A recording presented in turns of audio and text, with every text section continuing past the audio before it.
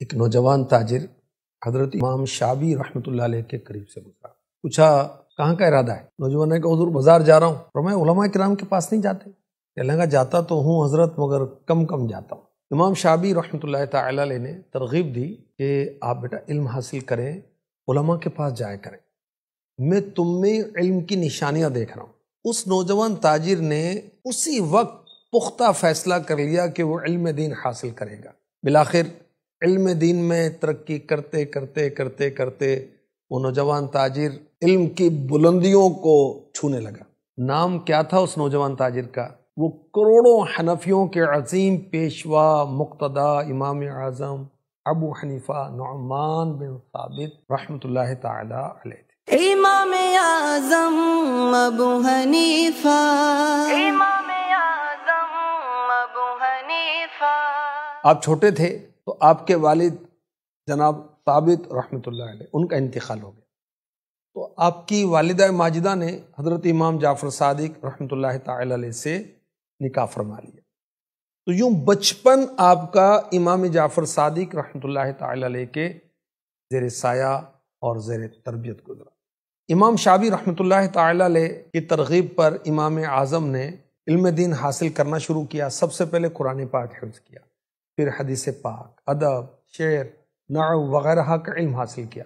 بالآخر آپ نے فقہ کے علم کے لیے اپنے آپ کو وقف کر دیا، یہاں تک کہ اپنے دور کے 4000 استادوں سے 4000 ٹیچر سے آپ نے علم دین حاصل کیا. سراج امت فقیہ افخم امام اعظم ابو حنیفہ. امام اعظم ابو حنیفہ رحمۃ اللہ تعالی علیہ کو ایک بہت منفرد اعزاز حاصل ہے کہ آپ تابعی ہیں.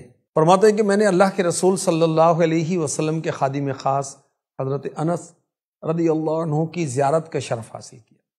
آپ کو یہ بھی اعزاز حاصل ہے کہ سب سے پہلے علم فقہ کو آپ نے کتابوں میں لکھا. اس سے پہلے لوگ اپنی یاد پر بھروسہ کرتے تھے.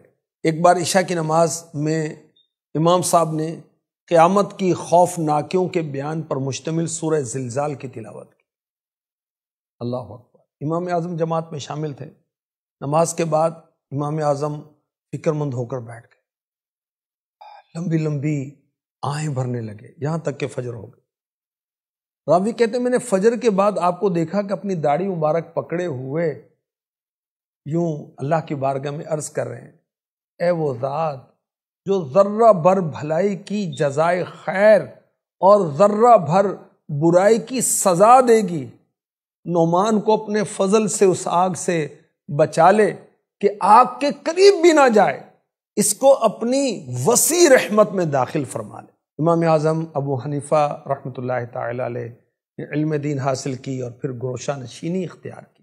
ایک رات خواب میں آخری نبی مکی مدنی محمد عربی صلی اللہ علیہ وآلہ وسلم کا دیدار کیا. میرے آقا علیہ الصلوۃ والسلام نے دیدار سے نوازا. فرمایا اے ابو حنیفہ، اللہ پاک نے آپ کو میری سنت زندہ کرنے کے لیے پیدا کیا. آپ گوشہ نشینی کا ارادہ ترک کر دیں. اب امام اعظم تدریس کی طرف، پڑھانے کی طرف متوجہ ہوئے. کیسے استاد تھے؟ رحم دل. کیسے استاد تھے؟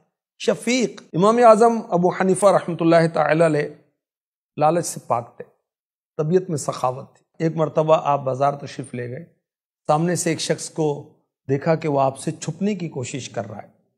اس کو بلایا کہ کیوں چھپتے ہو؟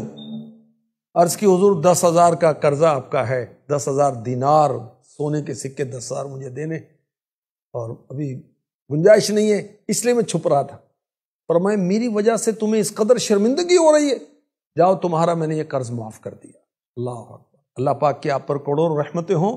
اور 150 سنی ہجری کو آپ نے اس دنیا سے کوچ فرمایا. کہا جاتا ہے کہ آپ کی نماز جنازہ میں 50,000 سے زیادہ افراد نے شرکت کی. اللہ تبارک و تعالیٰ کی آپ پر کروڑوں رحمتیں ہوں.